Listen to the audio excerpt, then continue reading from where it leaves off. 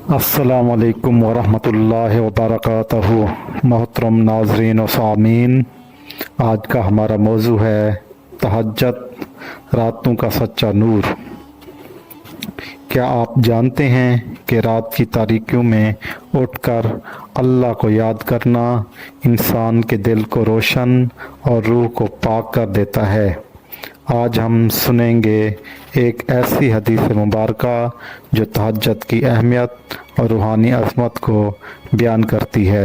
ये वो इबादत है जो अम्बिया, सिद्दीकीन और औलिया का मामूल रही है।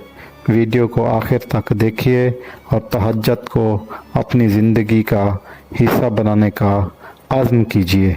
अगर आपने हमारा चैनल सब्सक्राइब नहीं किया तो चैनल सब्सक्राइब कर दें, बेल आइकन के बटन को दबा दें, और अगर आज की आपको ये हदीस अच्छी लगे तो वीडियो को लाइक करना हरगिज़ ना भूलिएगा। चलते हैं आज की हदीस मुबारका की तरफ। हदीस मुबारका उर्दू तर्जमा। नबी करीम सल्लल्लाहु अलैहि वसल्लम ने फरमाया, तुम रात के क़याम को लाज़िम पकड़ो, क्योंकि ये तुमसे पहले के नेक लोगों का शेवा है। अल्लाह के करीब करने वाला, गुनाहों से रोकने वाला, बुराइयों का कफ़ारा और जिस्म से बीमारियों को दूर करने वाला अमल है। ये हदीस सुनन तिरमिज़ी 3549 इसका रेफरेंस नंबर है।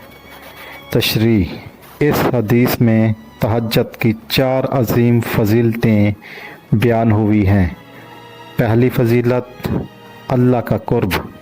तहज्जुद इंसान को अल्लाह से ख़ास ताल्लुक़ में ले आता है, इंसान अल्लाह के करीब हो जाता है।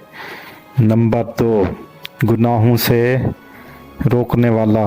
रात की खलवत में की जाने वाली इबादत इंसान को बातनी सफाई अता करती है और इंसान गुनाहों से रुक जाता है और दूर हो जाता है।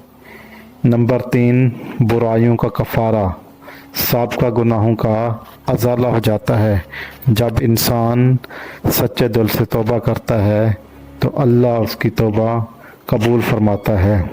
नंबर 4, जिस्मानी बीमारियों का इलाज।